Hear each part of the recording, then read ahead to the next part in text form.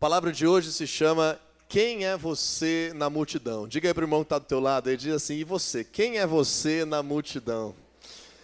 Hoje eu não sei se dá para chamar de multidão esse grupo de pessoas, mas quando nos comparamos na nossa vida, na nossa cidade, no trânsito, no dia a dia, nos lugares em que a gente frequenta, nós somos parte de um povo, nós somos parte de uma sociedade, nós somos parte de um ambiente em que tem muitas pessoas. E nesses ambientes existem diferentes tipos de pessoas com relação àquilo que estão vivendo com Jesus. E é isso que eu quero abordar hoje, sobre nós refletirmos, analisarmos, compreendermos. Nesse dia aqui reunidos, nós também temos diferentes necessidades, temos diferentes momentos que cada um de nós está atravessando, está vivendo, e Jesus, ele tem resposta para cada um de nós, de acordo com aquilo que nós estamos vivendo. Então é muito importante entendermos quem nós somos nessa multidão, quem nós somos hoje nessa reunião, qual a expectativa que nós temos do que Jesus pode fazer por nós. E no livro de Mateus, capítulo 9, versículo 35, diz assim a palavra de Deus: Jesus ia passando por todas as cidades e povoados, ensinando nas sinagogas, pregando as boas novas do reino e curando todas as enfermidades e doenças. Ao ver as multidões, teve compaixão delas, porque estavam aflitas e desamparadas, como ovelhas sem pastor. Então disse aos seus discípulos: a colheita é grande, mas os trabalhadores são poucos.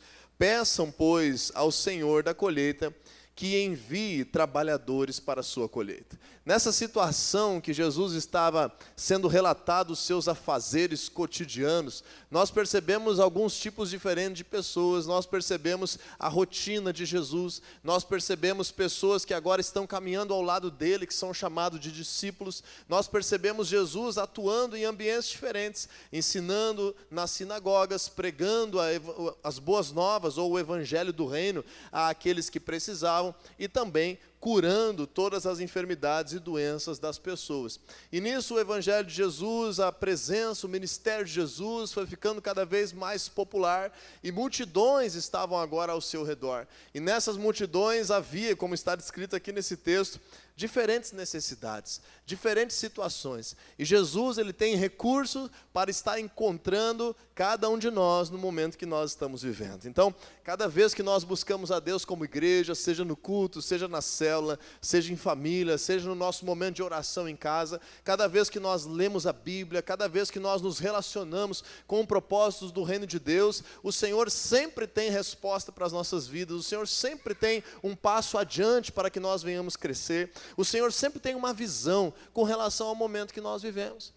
Por vezes, alguns cristãos se imaginam como se agora não tem algo mais que Deus possa fazer, porque, enfim, o problema já foi resolvido, a crise já passou, então agora parece que a minha missão é simplesmente frequentar algo religioso na minha vida para manter aquilo que um dia eu vivi, mas não. Nós percebemos na palavra de Deus que o nosso Deus, ele sempre tem dias melhores pela frente. Então diga aí comigo, os meus melhores dias ainda estão por vir, porque na palavra de Deus é assim, o Senhor se revela ao longo da sua palavra de forma cada vez mais clara, cada vez mais profunda. O Senhor se revela aos seus discípulos de forma gradualmente, cada vez mais clara e cada vez mais profunda. E o Senhor tem um propósito para as nossas vidas, de que quanto mais nós conhecemos Ele, coisas maiores nós vamos viver com Ele. E essa é a expectativa que eu quero colocar no teu coração hoje. Talvez hoje você seja como uma dessas pessoas que estavam lá naquela multidão, que são chamados de aflitos. Quando nós vemos aqui no versículo 36 de Mateus 9, diz assim: ao ver as multidões, teve compaixão delas, porque estavam aflitas. E esse é o primeiro grupo de pessoas que eu quero contemplar nessa mensagem de hoje, dizendo quem é você na multidão. Talvez hoje, nesse grupo de pessoas que está aqui ouvindo essa palavra, ou através dos nossos canais digitais, escutando, assistindo essa ministração, você esteja aflito. você esteja com uma grande necessidade, você esteja necessitando de um milagre. Essas pessoas que são pessoas traduzidas como aqueles que estavam aflitos, são pessoas que estavam precisando que Jesus os curasse, que Jesus os libertasse, que Jesus intervisse na sua realidade, trouxesse algo sobrenatural como solução, como remédio, como transformação para as suas vidas. E nós como igreja precisamos o tempo todo estarmos atentos àqueles que estão aflitos ao nosso redor.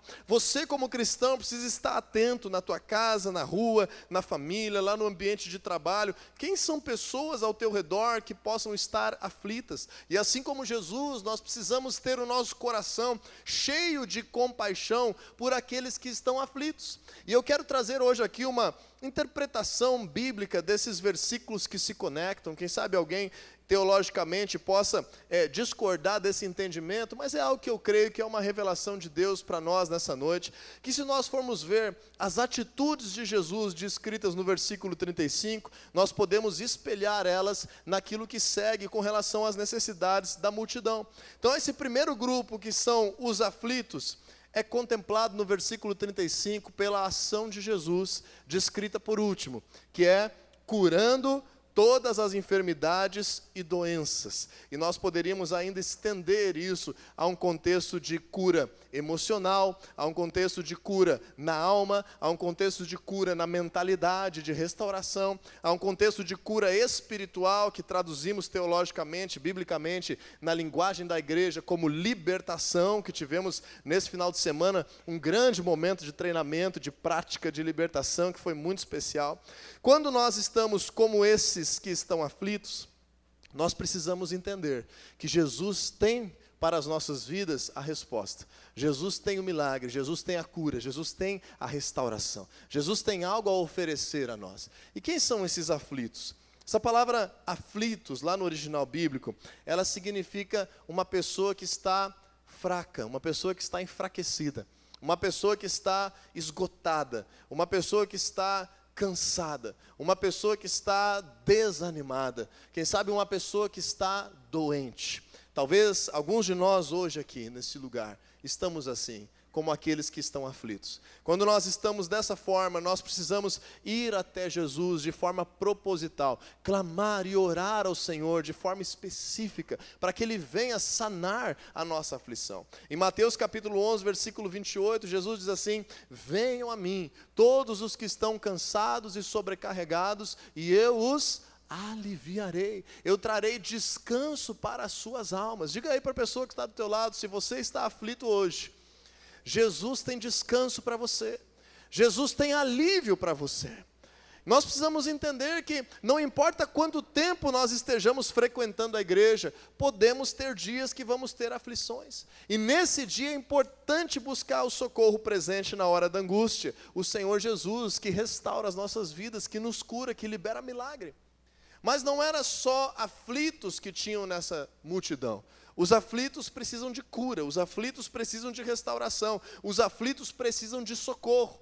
Mas nós vemos no versículo 36 que também existe o grupo daqueles que estão desamparados. Veja comigo, Mateus 9,36 diz assim: ao ver as multidões, teve compaixão delas, porque estavam aflitas e desamparadas. Eu quero trazer hoje esse contexto de estar desamparado para uma situação distinta na nossa vida. Nós podemos eventualmente estar aflitos e desamparados, mas nós podemos estar com todo o amparo de amigos, família, igreja junto conosco e mesmo assim passar por situações que nos afligem. Da mesma forma, nós podemos estar já vencendo as aflições, não tem um grande problema, não tem uma grande crise, não tem uma grande necessidade de milagre na tua realidade, mas você está aqui hoje se sentindo desamparado. E o que é essa situação de nós estarmos nessa sociedade, nessa multidão, em meio ao povo de Deus, vivendo de forma desamparada? Justamente isso, estarmos vivendo sem amparo, sem suporte, sem base, sem propósito nas nossas vidas. O que são pessoas desamparadas são pessoas que estão como que caídas, são pessoas que estão como desnorteadas, são pessoas que estão como que estagnadas, estacionadas na sua vida e precisam receber sentido para a sua vida, precisam receber fundamento, precisam receber um alicerce, precisam receber um suporte na sua vida que Jesus também tem para nos dar. E quando nós vemos que haviam também desamparados, se nós olharmos no versículo 35 de novo, aquilo que Jesus fazia por onde passava, diz que ele então ensinava nas sinagogas, pregando as boas novas do reino. Quando nós estamos desamparados, quando nós estamos sem suporte, quando nós estamos sem sentido, quando nós estamos sem razão para a nossa vida, o que nós precisamos? Do evangelho do reino. Nós precisamos entender Jesus como nosso Senhor. Nós precisamos entender que há algo que é um projeto de Deus que Ele nos convida a fazer parte. Isso dá norte para as nossas vidas, isso dá base, isso dá fundamento para as nossas vidas. Por isso que muitas pessoas lá fora que não conhecem a igreja, pressupõem de que igreja é lugar de gente fraca. Você já entendeu esse ditado assim? Você já pensou dessa forma? Quem está na igreja é pessoa fraca. Quem está na igreja é pessoa ignorante. Quem está na igreja é pessoa que precisa de algo. Quem está na igreja é uma pessoa que está em crise. Quem está na igreja é uma pessoa que não consegue resolver os seus problemas sozinho. Por quê? Porque muitas vezes no mundo, quem não conhece a igreja, deduz que dentro da igreja só tem os aflitos, mas dentro da igreja não tem somente aflitos. Muitas vezes tem aqueles que estão desamparados, que estão resolvidos na sua vida, mas precisam de um sentido, precisam de um fundamento, precisam de uma direção, precisam de um alicerce, precisam de algo maior, precisam de algo que extrapole inclusive a sua própria vida, para que possam viver cheios de propósito, intensidade e direção no seu caminhar. E Jesus, ele vem e coloca a pregação do evangelho do reino, a necessidade desses que estão desamparados.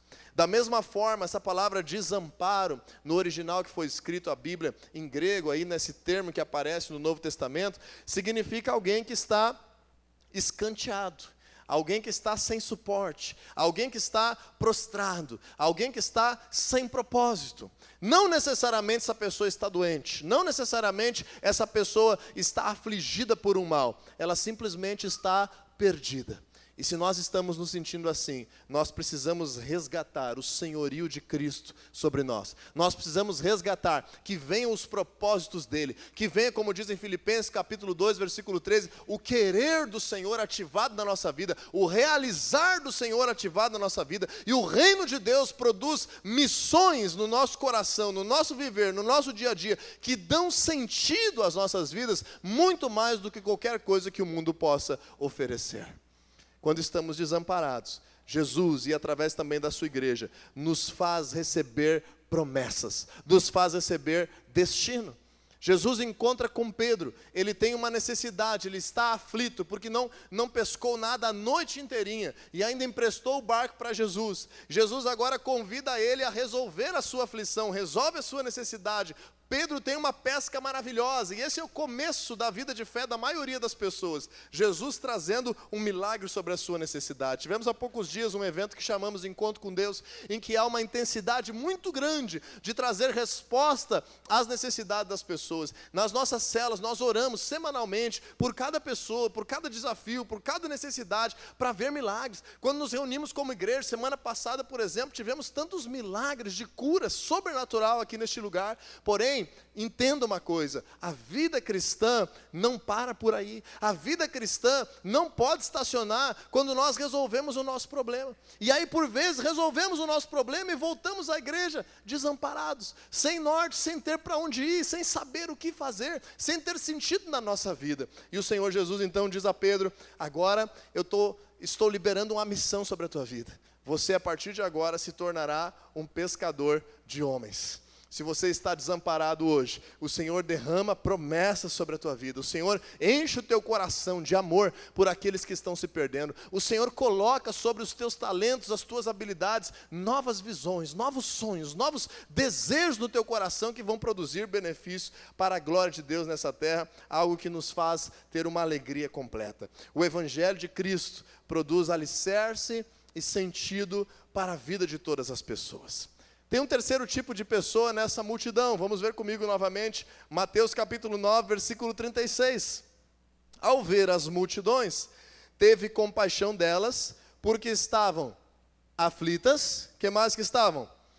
Desamparadas, e agora nós vamos classificar esse terceiro tipo como algo diferente ainda, algo distinto, como ovelhas sem pastor.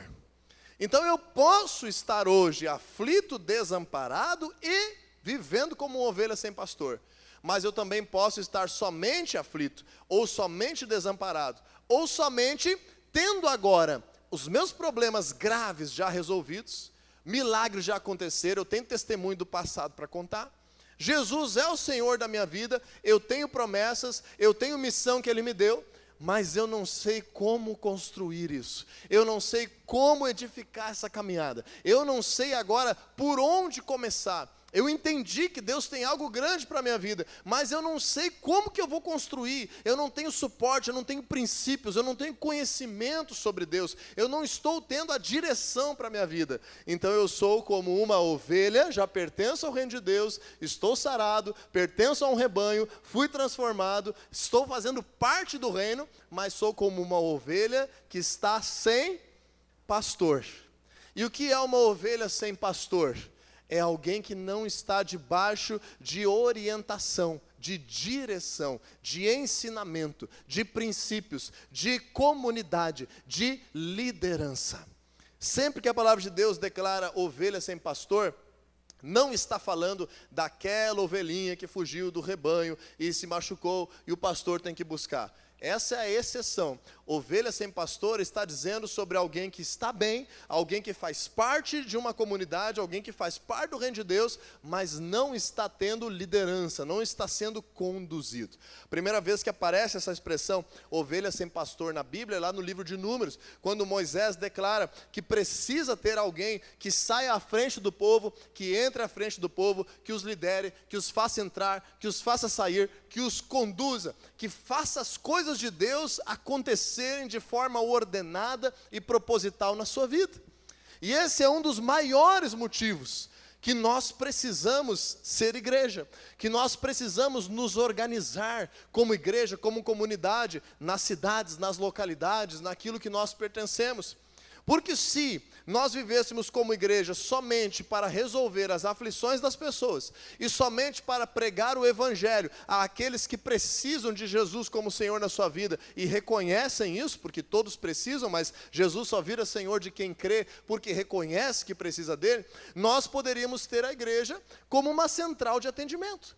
Nós poderíamos ter a igreja como um lugar comercial que alguém chega, um serviço é prestado, essa pessoa vai embora e não precisa retornar periodicamente.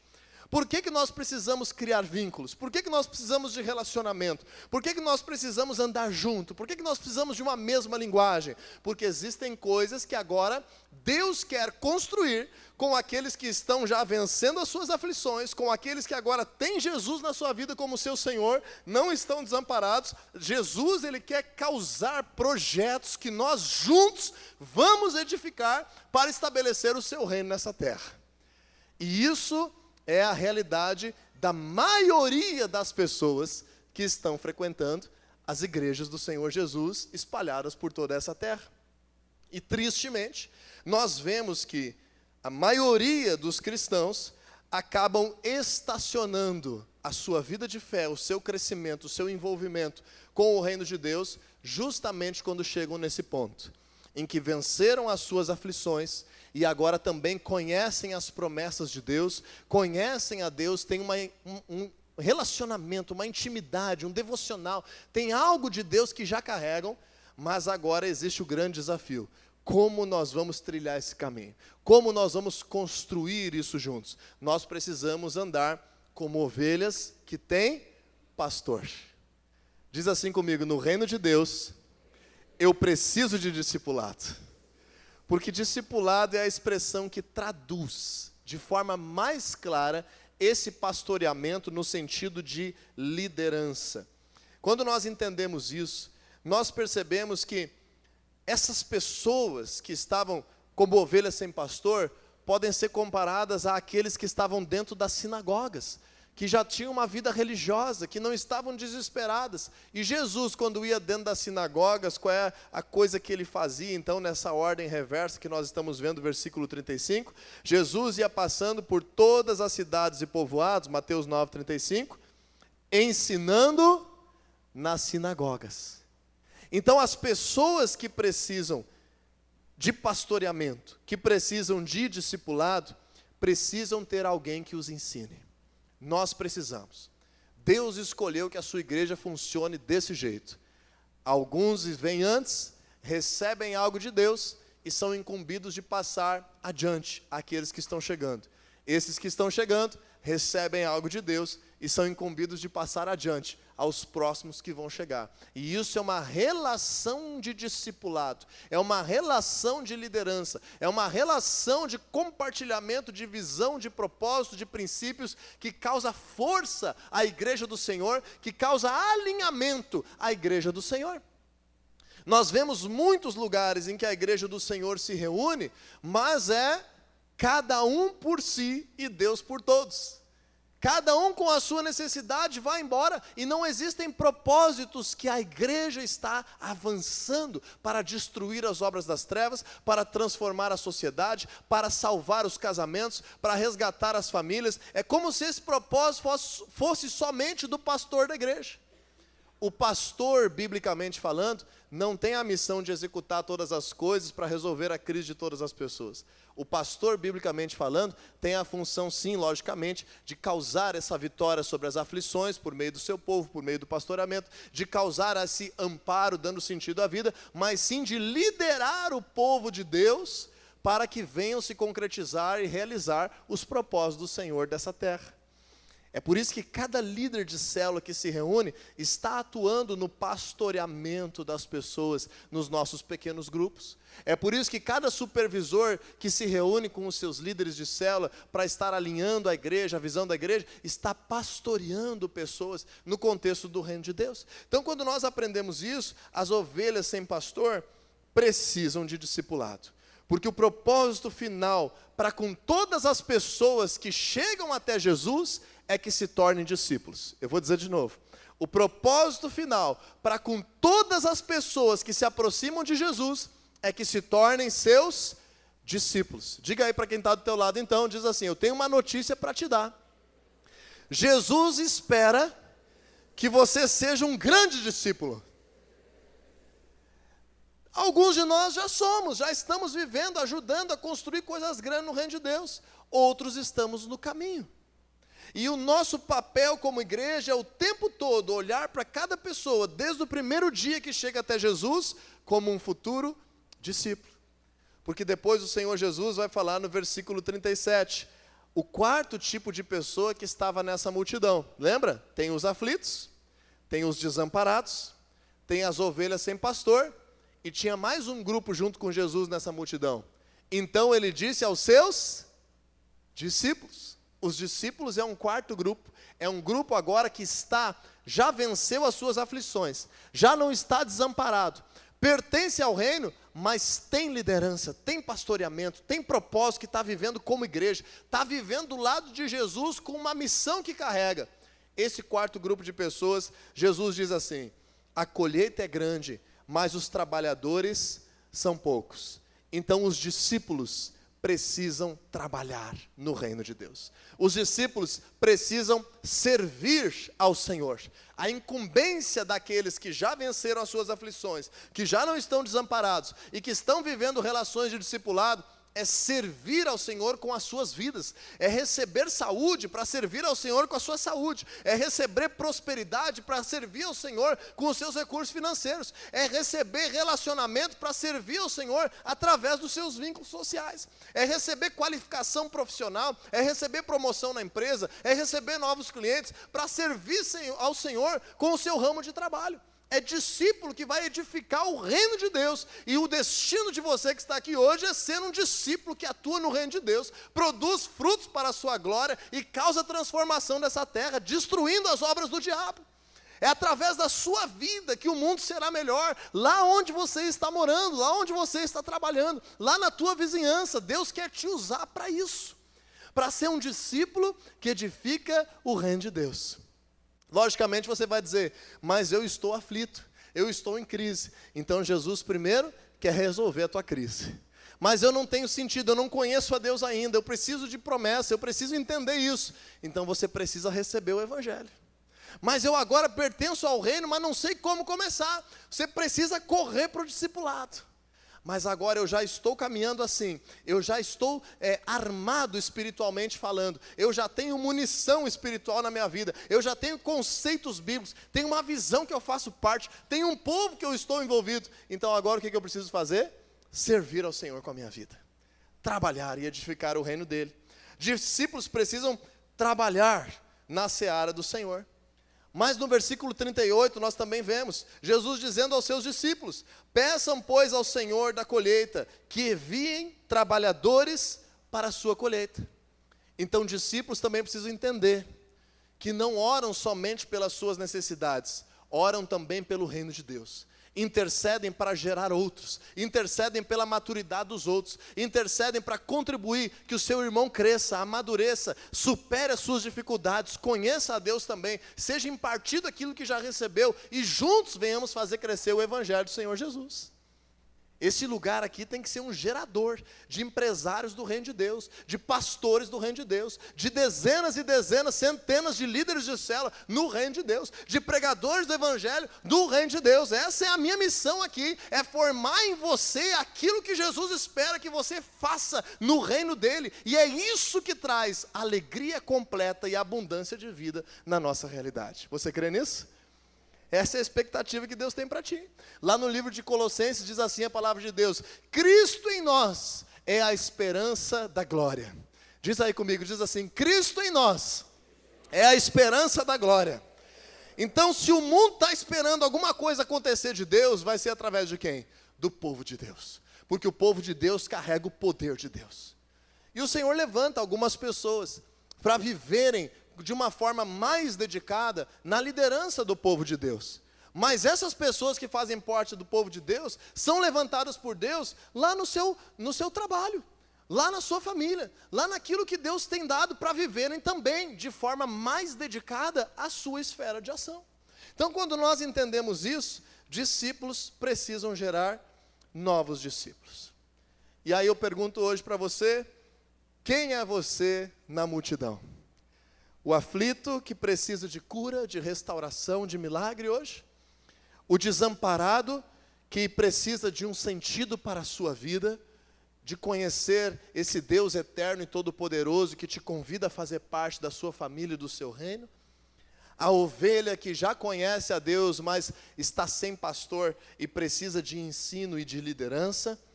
Ou você já está esse discípulo forte, alimentado, maduro, que precisa arregaçar as mangas, servir ao seu Senhor, interceder pelo seu reino, viver com autoridade e multiplicar o ministério que Jesus começou nessa terra, aonde Ele tem te posicionado e te chamado.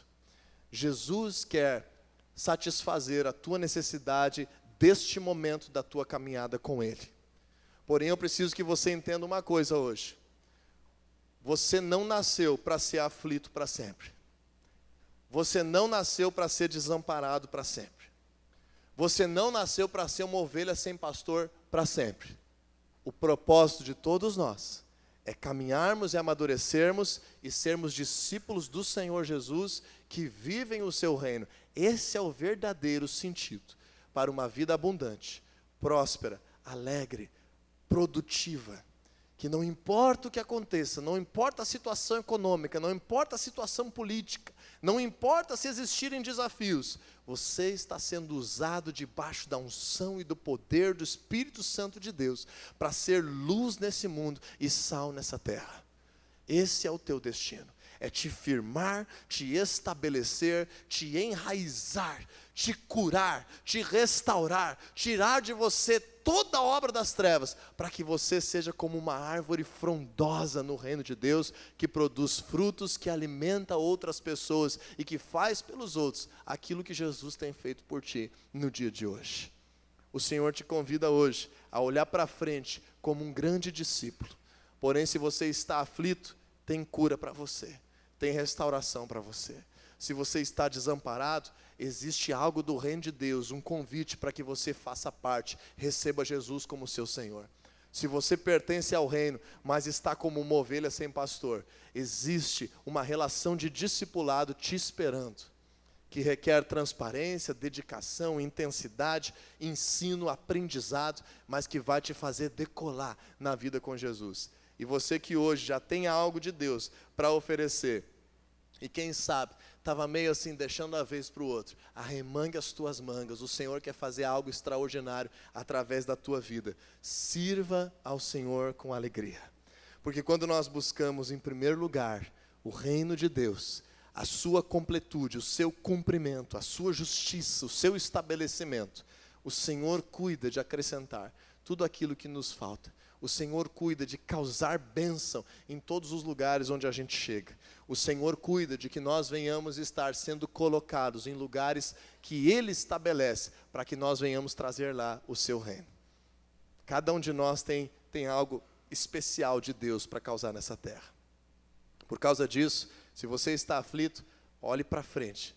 Se imagine um discípulo forte, maduro, resolvido. Se você está desamparado, olhe para frente. Se você está sem pastor, olhe para frente e vamos juntos. Jesus tem algo para ti nessa multidão, para que você se levante e seja a esperança desse mundo.